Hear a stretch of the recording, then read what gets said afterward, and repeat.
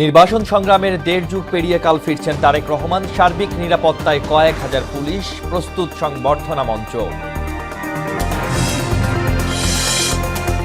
বিচারপতি জুবায়ের রহমানকে প্রধান বিচারপতি নিয়োগ। রামপুরায় ২৮ জনকে হত্যায় কর্নেল রেদওয়ান সহ ৪ জনের বিচার শুরুর আদেশ।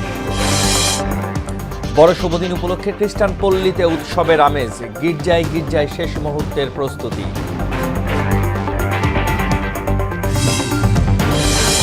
এবং তুরস্কে বিমান দুর্ঘটনায় লিবিয়ার সেনাপ্রধান সহ নিহত ৮, ঘটনাকে বড় ক্ষতি বললেন লিবীয় প্রেসিডেন্ট।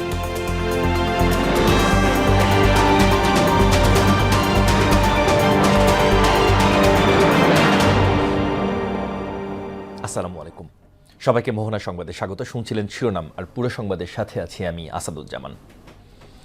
১৭ বছরের নির্বাসিত জীবন কাটিয়ে দেশে ফিরছেন বিএনপির ভারপ্রাপ্ত চেয়ারম্যান তারেক রহমান। প্রায় ১.৫ যুগের নির্বাসিত জীবন হয়ে আছে দীর্ঘ লড়াই আর সংগ্রামের সাক্ষী। দেশে তারেক রহমানের নিরাপদ জীবনযাপন নিশ্চিতে চ্যালেঞ্জের মুখে আইনশৃঙ্খলা বাহিনী। ঢাকা মেট্রোপলিটন পুলিশ বলছে, তারেক রহমানের নিরাপত্তায় বিশেষ ব্যবস্থা নেওয়া হয়েছে। মনিরুল ইসলামের প্রতিবেদনে বিস্তারিত। ১৭ বছরের দীর্ঘ অপেক্ষা অবশেষে শেষ হতে চলেছে বিএনপির ভারপ্রাপ্ত চেয়ারম্যান তারেক রহমানের নির্বাসিত জীবন। সর্বস্তরের মানুষের ভালোবাসা নিয়ে বীরের বেশেই ফিরছেন দেশে। নেতাকর্মীরা একদম প্রস্তুত রয়েছে আমাদের দলের ভারপ্রাপ্ত চেয়ারম্যান জনাব তারেক রহমানকে বরণ করার জন্য। ৩০০ ফিটের প্রস্তুত সংবর্ধনা মঞ্চ তৈরি আছে তারেক রহমান সহ তার নিরাপত্তা প্রটোকলের গাড়িও। গুলশানের বাড়িতে চলছে শেষ মুহূর্তের ধোঁয়া মোছার কাজ। তারেক রহমানের প্রত্যাবর্তন ঘিরে কর্মী সমর্থকরাও উদ্বেলিত। ১৭ বছর পরে আমাদের দেশের মাটিতে পাড়া দিচ্ছে, আমরা অনেক আনন্দিত। মঞ্চের আশেপাশে থাকতে পারি, এই জন্য আগের থেকে চলে আসলাম 2 দিন আগে। তবে সমসাময়িক রাজনৈতিক পরিস্থিতি বিবেচনায় দেশের সার্বিক আইন শৃঙ্খলা নিয়ে শঙ্কা দেখা দিয়েছে জনমনে। নাগরিকের নিরাপত্তা দেয়া রাষ্ট্রের দায়িত্ব, তারেক রহমান ওই ক্ষেত্রে ব্যতিক্রম নয়। তাই তার নিরাপত্তা নিশ্চিত করা নিয়ে প্রশাসনের গাফিলতি নেই বলে জানিয়েছে সরকারের একাধিক সূত্র। আগামী ২৫শে ডিসেম্বর ২০২৫ তারিখে বিএনপি ভারপ্রাপ্ত চেয়ারম্যান তারেক রহমান দেশে আগমন উপলক্ষেও সর্বোচ্চ নিরাপত্তা ব্যবস্থা গ্রহণ করা হয়েছে। তারেক রহমানের নিরাপত্তা নিশ্চিতের দায়িত্ব শুরু হবে বিমানবন্দর থেকে। যাত্রাপথে থাকবে কয়েক স্তরের নিরাপত্তা বেষ্টনী। তার বাসভবন ও অফিসেও থাকবে বিশেষ ব্যবস্থা। সাদা পোশাকে গোয়েন্দা নজরদারি সহ তার চলাফেরার বহরে থাকবে হাজারো পুলিশ, সোয়াট ও বোম ডিসপোজাল ইউনিটের সদস্যরা। ডগ স্কোয়াড দিয়ে সুইপিং এর মাধ্যমে নিরাপত্তার দায়িত্বে থাকবে পুলিশ। এছাড়া বিএনপির পক্ষ থেকেও নিরাপত্তা নিশ্চিতের প্রধান নিরাপত্তা কর্মকর্তা হিসেবে একেএম শামসুল ইসলামের নেতৃত্বে কাজ করবে আলাদা টিম। তারেক রহমানের জন্য পর্যাপ্ত নিরাপত্তা ব্যবস্থা গ্রহণ করা হয়েছে। বিমানবন্দর থেকে এই নিরাপত্তা ব্যবস্থার সূচনা হবে বলে জানান ডিএমপির মুখপাত্র মোহাম্মদ তালেবুর রহমান। আমরা যে কোনো জনসমাগমকে মাথায় রেখে সার্বিক নিরাপত্তা ব্যবস্থা গ্রহণ করে থাকি। এক্ষেত্রে বিএনপি সম্মানিত যে ভারপ্রাপ্ত চেয়ারম্যান আসছেন সে উপলক্ষে আমাদের পর্যাপ্ত নিরাপত্তা ব্যবস্থা থাকবে। শুধু প্রত্যাবর্তনের দিনেই নয়, গুলশানের ১৯৬ নম্বর বাড়ি বিএনপির ব্যবস্থাপনায় থাকবে সার্বক্ষণিক নিরাপত্তার চাদরে ঢাকা। বাড়ির আঙিনা ও সড়ক জুড়ে বসানো হয়েছে সিসিটিভি ক্যামেরা। এছাড়া দেয়াল জুড়ে তার কাটা ও নিরাপত্তা রক্ষীদের পাহারা তো থাকছেই। মনিরুল ইসলাম, মোহনা সংবাদ, ঢাকা। আজ রাতেই লন্ডন থেকে রওনা হচ্ছেন বিএনপির ভারপ্রাপ্ত চেয়ারম্যান তারেক রহমান। কাল ১২টার মধ্যেই দেশে পৌঁছানোর কথা রয়েছে। দেশের মাটিতে সংবর্ধনা জানাতে মঞ্চের প্রস্তুতি চলছে রাজধানীর ৩০০ ফিটে। তার প্রবর্তনকে ঘিরে এখন থেকেই সারা দেশ থেকে কর্মীরা এসে সমবেত হতে শুরু করেছে রাজধানীতে। বয়স্ক থেকে তরুণদের মিলন মেলায় রূপ নেয়ার অপেক্ষা। কিছুক্ষণ পর পর স্লোগানে গর্জে উঠছে সংবর্ধনা মঞ্চের চারপাশ। এরই মাঝে নিশ্চিত করা হয়েছে নিরাপত্তা ব্যবস্থা। রাস্তায় বসানো হয়েছে চেকপোস্ট, যেখানে অবস্থান করছেন পুলিশ সদস্যরা। এ নিয়ে আরও জানাতে পূর্বাচলের ৩০০ ফিটে সংবর্ধনা মঞ্চ থেকে যুক্ত হচ্ছেন সহকর্মী নাহিদ সিরাজি নিম্মি। সংবর্ধনা মঞ্চের প্রস্তুতি ও আশেপাশে নিরাপত্তা ব্যবস্থা নিয়ে কি তথ্য আছে আপনার কাছে?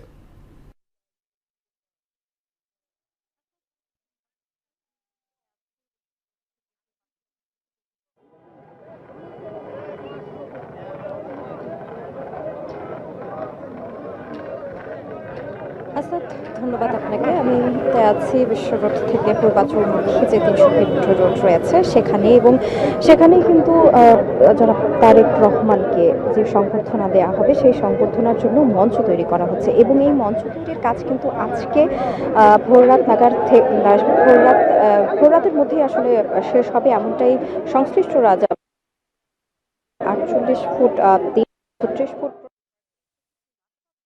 কাঞ্চন পর্যন্ত লাগানো হচ্ছে সব মাইক, এবং নিরাপত্তার কথা যদি বলতে হয় সেই রাজধানীতে, এবং এয়ারপোর্ট থেকে শুরু করে আব্দুল্লাহপুর, বিশ্ব রোড, বনানী হয়ে মহাখালী, যমুনা ফুল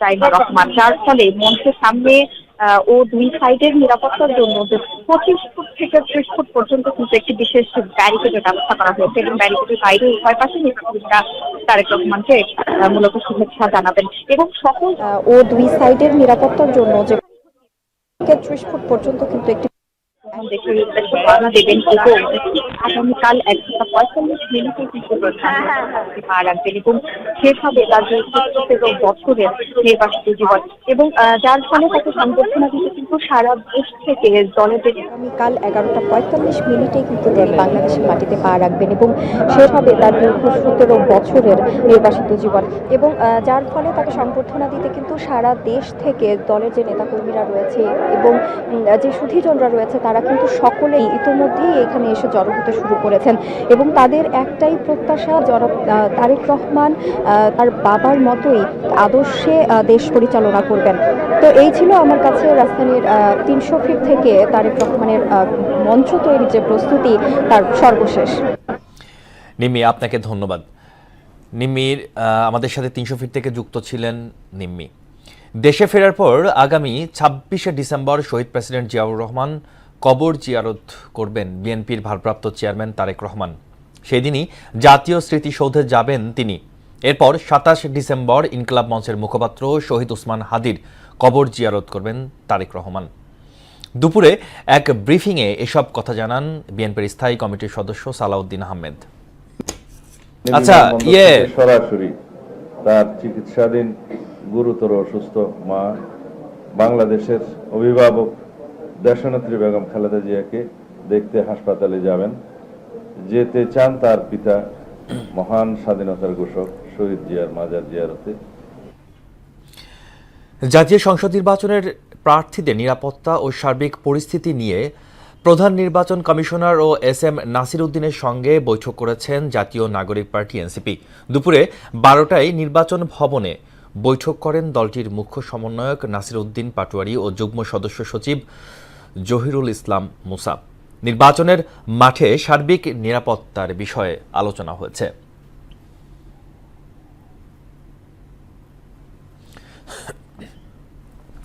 এ নিয়ে আরও জানাতে নির্বাচন কমিশন থেকে যুক্ত হচ্ছেন সহকর্মী MR আসাদ। এনসিপির বৈঠক সহ ইসিতে আজকের সার্বিক কার্যক্রম জানাবেন আমাদেরকে।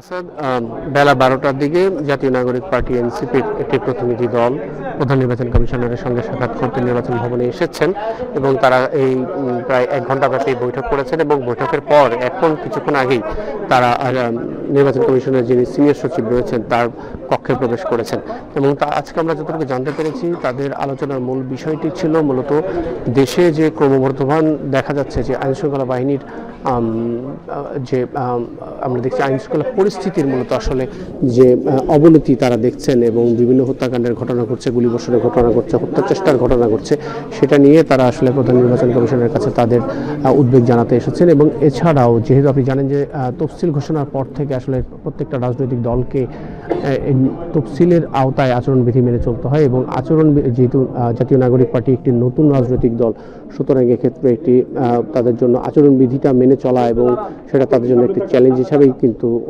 সামনে আসছে, এবং তারা প্রধান নির্বাচন কমিশনের সঙ্গে প্রধানত আজকে সাক্ষাৎ করে আচরণবিধি আচরণবিধি প্রতিপালনের বিষয়ে দিক নির্দেশনা বা একটু বোঝার বিষয় যেটি রয়েছে, যে আচরণবিধি তারা কিভাবে পালন করবেন, কতটুকু করবেন, কিভাবে করবেন, সে বিষয়টি নিয়ে আলোচনা হচ্ছে।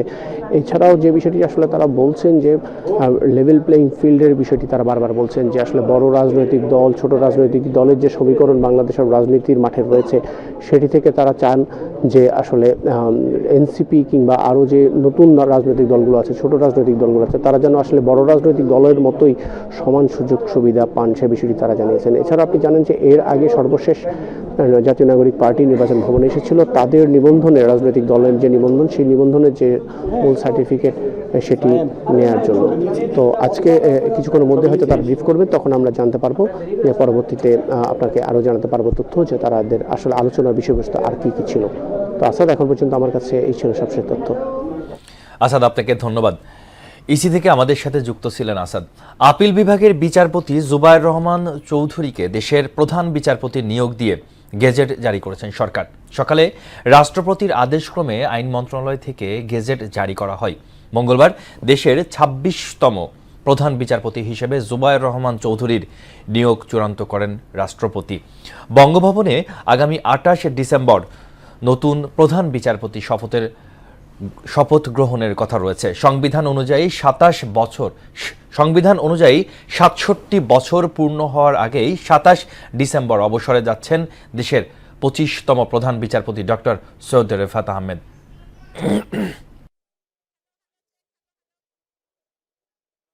জুলাই আন্দোলনের সময় ২৮ জনকে হত্যার মামলায় সেনা কর্মকর্তা লেফটেন্যান্ট রেদানুল ইসলাম সহ ৪ জনের বিরুদ্ধে অভিযোগ গঠন করে বিচার শুরুর আদেশ দিয়েছেন ট্রাইব্যুনাল। আন্তর্জাতিক অপরাধ ট্রাইব্যুনাল ১-এর বিচারিক প্যানেলে এই আদেশ দেন। মামলার পর আসামিরা হলেন মেজর রাফাত বিন আলম, খিলগা জোনের এডিসি রাশেদুল ইসলাম এবং রামপুরা থানার তৎকালীন ওসি মশিউর রহমান। এদের মধ্যে ২ সেনা কর্মকর্তা বর্তমানে গ্রেপ্তার রয়েছেন এবং তাদের ট্রাইব্যুনালে হাজির করা হয়। অপর ২ পুলিশ কর্মকর্তা পলাতক রয়েছেন। এ বিষয়ে আরও জানাতে আন্তর্জাতিক অপরাধ ট্রাইব্যুনাল থেকে যুক্ত হচ্ছেন সহকর্মী সুরাইয়া মুন্নি। জুলাই আন্দোলনের সময় রামপুরায় ২৮ জনকে হত্যা মামলা সহ ট্রাইব্যুনালের সার্বিক পরিস্থিতি জানাবেন।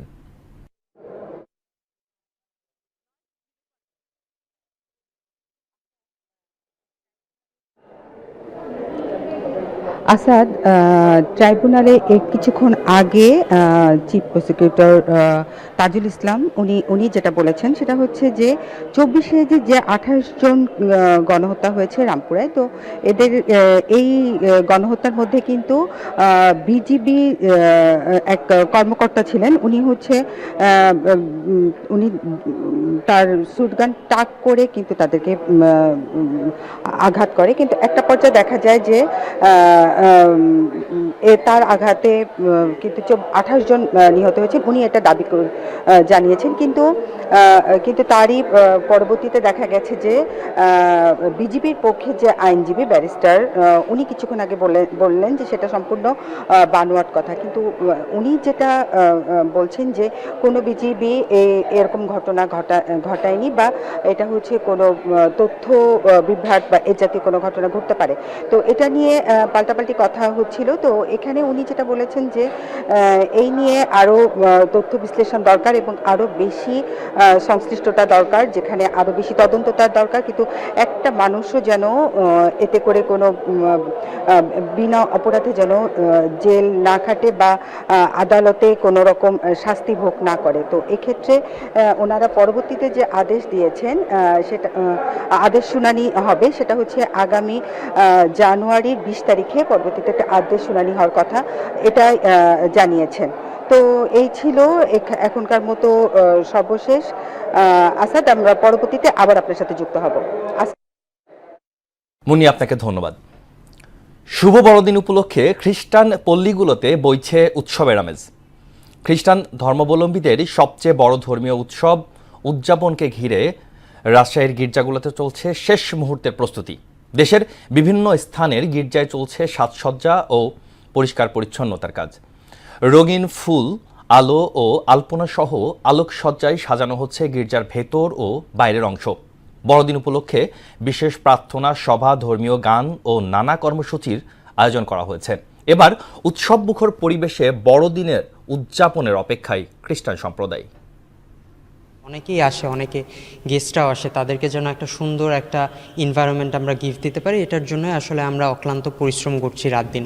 সব কাজই শেষ মোটামুটি, শুধুমাত্র এই রং তুলির আঁচড় দিয়ে আমরা ধর্মপল্লী আরো সুন্দর করে সাজিয়ে তুলছি। আমাদের গির্জাঘরটা খুব সুন্দর করে উপস্থাপন করতে পারি, বা যিশুর যে জন্মদিনের উপলক্ষে যে আনন্দটা এটা ফুটায় তুলতে পারি আমরা এই সাজানোর মধ্য দিয়ে। এটাই আমরা একটু চেষ্টা করি এই বড়দিনের আগ মুহূর্তগুলো। শুভ বড়দিনের প্রস্তুতির আরও জানাতে আমাদের সাথে যোগ দিচ্ছেন সুরাইয়া উষা ফেরদৌস। উষা, রাজধানীতে কেমন দেখছেন বড়দিনের প্রস্তুতি, জানাবেন আমাদেরকে।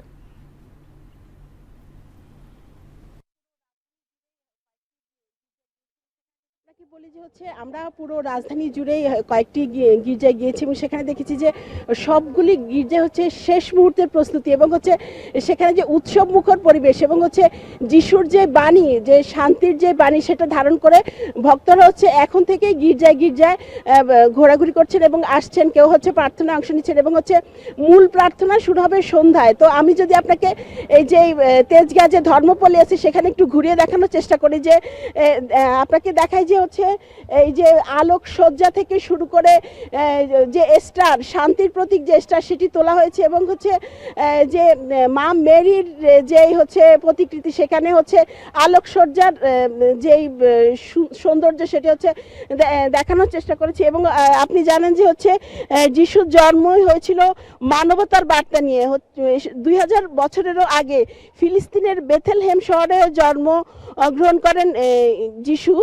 মানব জাতিকে ভালোবাসা, ক্ষমা আর শান্তির পথ দেখাতেই তার এই আগমন, এমনটাই বিশ্বাস করেন খ্রিস্টান ধর্মাবলম্বীরা। একটি সাধারণ গোশালায় মা মেরির কোল আলো করে আগমন ঘটে যিশু খ্রিস্টের। তাই গোশালায় জন্ম নেওয়ার সেই গল্প আজও বড়দিনের মূল প্রতীক হয়ে দাঁড়িয়েছে। রঙিন সাজে সাজানো গির্জাগুলো সেই ইতিহাস ও ঐতিহ্যের প্রতিচ্ছবি বহন করে চলেছে। এবং বড়দিনের আগে 4 সপ্তাহের অপেক্ষার যে সময়, সেটিকে বলা হয় আগমন কাল। এই সময় শুধু উৎসবের প্রস্তুতিই নয়, নিজেকে শুদ্ধ করার মধ্য দিয়েই বড়দিনকে স্বাগত জানান খ্রিস্টান ধর্মাবলম্বীরা। শুধু গির্জাই নয়, ঘরে ঘরেও বড়দিনের উৎসবের যে প্রস্তুতি সেটি চলছে। আলো, তারা, ক্রিসমাস ট্রিতেই ছোট পরিসরে যার যার অবস্থান থেকে সবাই নিজেদের যে বাসস্থান সেগুলিকে সাজিয়েছেন। তার সঙ্গে বাহারি খাবার, পিঠা এসবও থাকে। আর রাজধানীর যে গির্জাগুলো আছে সেখানেও আমরা দেখেছি যে হচ্ছে সব কিছুতেই সাজ একটি হচ্ছে রব, এবং হচ্ছে তারা যে যিশুর যে ভক্তরা আছে তারা মনে করছেন যে যিশু মানবতা এবং হচ্ছে মুক্তির বার্তা নিয়ে এসেছেন, এবং তার সেই বার্তা ছড়িয়ে দিতেই হচ্ছে ভক্তরা আগামীকালকে হচ্ছে প্রার্থনায় যোগ দিবেন এবং পুরো বিশ্ব এবং মানবতার যে কল্যাণ সেটাই তারা হচ্ছে তাদের প্রার্থনায় তুলে ধরবেন এবং বিশ্ব মানবতার শান্তি কামনা করবেন। এই ছিল আমার কাছে তেজগাঁ ধর্মপল্লী থেকে সর্বশেষ। আসাদ। উষা, আপনাকে ধন্যবাদ। তেজগাঁ থেকে আমাদের সাথে যুক্ত ছিলেন সহকর্মী উষা। এবার আন্তর্জাতিক প্রসঙ্গ। তুরস্কে ভয়াবহ বিমান দুর্ঘটনায় লিবিয়ার সেনাপ্রধান জেনারেল মোহাম্মদ আলী আহমেদ আল হাদ্দান মারা গেছেন। আঙ্কারা থেকে ত্রিপোলগামী একটি বিজনেস জেট বিধ্বস্ত হলে এই মর্মান্তিক দুর্ঘটনা ঘটে। লিবিয়ার প্রধানমন্ত্রী এই তথ্য নিশ্চিত করেছেন। সংবাদ মাধ্যম বিবিসি জানায়, মঙ্গলবার সন্ধ্যায় তুরস্কের রাজধানী আঙ্কারা থেকে উড্ডয়ন করা একটি ফ্যালকন 50 বিজনেস জেটে ছিলেন লিবিয়ার সেনাপ্রধান সহ 5 জন। দুর্ঘটনায় তাদের সবাই মারা যান। তুরস্কের স্বরাষ্ট্রমন্ত্রী আলী ইয়ারলিকায়া সামাজিক যোগাযোগ মাধ্যমে এসে দেয়া এক পোস্টে জানান, স্থানীয় সময় রাত 8:52 বিমানটির সঙ্গে যোগাযোগ বিচ্ছিন্ন হয়ে যায়। পরে আঙ্কারার দক্ষিণ পশ্চিমাঞ্চলে বিমানটি ধ্বংসাবশেষ উদ্ধার করা হয়। দুর্ঘটনার কারণ অনুসন্ধানে তদন্ত শুরু হয়েছে। লিবীয় প্রধানমন্ত্রী ও ঘটনাকে দেশের জন্য বড় ক্ষতি হিসেবে উল্লেখ করেছেন। আসন্ন রমজান উপলক্ষে খেজুরের আমদানি শুল্ক 40% কমিয়েছে সরকার। সকালে এক বিজ্ঞপ্তিতে এই তথ্য জানিয়েছেন ভারতীয় রাজস্ব বোর্ড এনবিআর। বিজ্ঞপ্তিতে বলা হয়, ধর্মীয় অনুভূতির প্রতি শ্রদ্ধা এবং রমজান মাসে খেজুরের সরবরাহ স্বাভাবিক ও মূল্য সহনশীল রাখতে আমদানিতে বিদ্যমান কাস্টমস ডিউটি কমানোর সিদ্ধান্ত নেওয়া হয়েছে।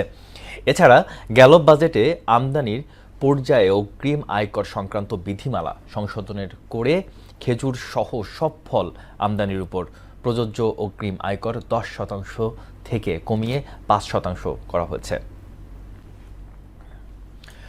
ঘন কুয়াশা আর উত্তরের হিমেল হাওয়ায় বিপর্যস্ত হয়ে পড়েছে নওগাঁর জনজীবন। এতে সবচেয়ে বেশি ভোগান্তিতে পড়েছেন নিম্ন আয়ের শ্রমজীবী মানুষ। এদিকে শীতের তীব্রতা বাড়ার সঙ্গে সঙ্গে সিরাজগঞ্জের ঠান্ডাজনিত রোগের প্রকোপ বেড়েছে। সবচেয়ে বেশি আক্রান্ত হচ্ছে শিশু ও বয়স্করা। বিস্তারিত জানাচ্ছেন তাহসান তারিন। উত্তরের জেলাগুলোতে শীত ও হিমেল হাওয়ায় মানুষের জীবন বিপর্যস্ত হয়ে পড়েছে। টানা কয়েকদিন ধরে জেলার তাপমাত্রা 11 থেকে 12 ডিগ্রি সেলসিয়াসের মধ্যে ওঠানামা করছে। এতে বিপাকে পড়েছে খেটে খাওয়া নিম্ন আয়ের মানুষ। আগুন জ্বালিয়ে অনেকে শীত নিবারণের চেষ্টা করছেন। খাবার পাচ্ছি না, কাজ হচ্ছে আসে কাজ করতে করতে ঘুরে চলে যাচ্ছি, একদিন হচ্ছে 7 দিন হচ্ছে না। আমরা শ্রমিক মানুষ, আমরা কাজ করে পাচ্ছি, আমাকে শীতের পোশাক কি ভালো কি মন্দ থেকে এখানে বস্তার মধ্যে আসছি, আসে যে কাজকর্ম নাই, তো গরিব মানুষ আমরা কি করে খাবো। এদিকে শীতের তীব্রতা বাড়ার সঙ্গে সঙ্গে সিরাজগঞ্জের ঠান্ডাজনিত রোগের প্রকোপ বেড়েছে। সবচেয়ে বেশি আক্রান্ত হচ্ছে শিশু ও বয়স্করা। হাসপাতালে শিশু রোগীর সংখ্যা কয়েক গুণ বেড়েছে। আর 4 দিন ধরে আসি, তাও জ্বর ছাড়ে নাই, রায় তলে আরো জ্বর বেশি আইছি। বাচ্চা 7 দিন থাকছে, আগে হয়েছিল নিউমোনিয়া, তারপরে আবার ওইখান থেকে পাতলা পায়খানা। 30 দিন বয়স আর নিউমোনিয়া ধরা পড়ছিল 5 দিন ধরা। চিকিৎসার পাশাপাশি শিশুদের উষ্ণ রাখা ও স্বাস্থ্যবিধি মানা জরুরি বলছে চিকিৎসকরা। তাহসিন তারিন, মোহনা সংবাদ। এবার খেলার খবর ক্রিকেট। নতুন বছরের শুরুতে ভারত সফরকে সামনে রেখে দল ঘোষণা করেছে নিউজিল্যান্ড। এই সফরে 3 ম্যাচের ওয়ানডেতে ও টি20 সিরিজের জন্য থাকছে 15 জনের স্কোয়াড। চোট থেকে পুরোপুরি সেরে না ওঠায় 11 জানুয়ারি থেকে শুরু হওয়া ওয়ানডে সিরিজে থাকছে না মিচেল স্যান্টনার। বাদ পড়েছেন কেন উইলিয়ামসন। রাখা হয়নি টম লাথান, রচিন রবীন্দ্র ও জ্যাকব ডাফিকে। অধিনায়কত্ব করবেন মাইকেল ব্রেসওয়েল, আর অভিষেক হচ্ছেন ক্রিস্টিয়ান ক্লার্ক, মাইকেল রে ও জেইডেন লেন্সকের। এদিকে 21 জানুয়ারিতে শুরু হওয়া টি20 সিরিজে ফিরবেন স্যান্টনার, রচিন রবীন্দ্র ও জ্যাকব ডাফি। শেষ করব মোহনা সংবাদ। যাবার আগে সংবাদ শিরোনামগুলো জানিয়ে দিচ্ছি আরও একবার।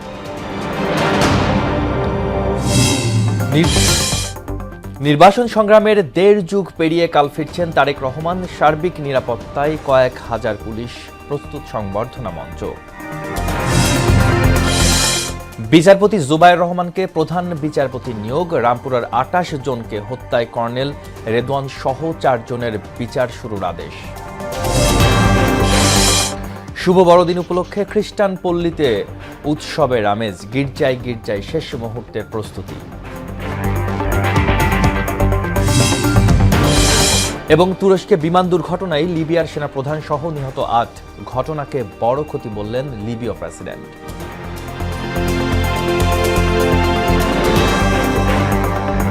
এই ছিল মোহনা সংবাদে। পরবর্তী সংবাদ বিকেল 5:30টায়। এর আগে বিকেল 3টায় দেখবেন সংবাদ এক নজরে। মোহনার সর্বশেষ খবর জানতে ভিজিট করুন www.mohanatv।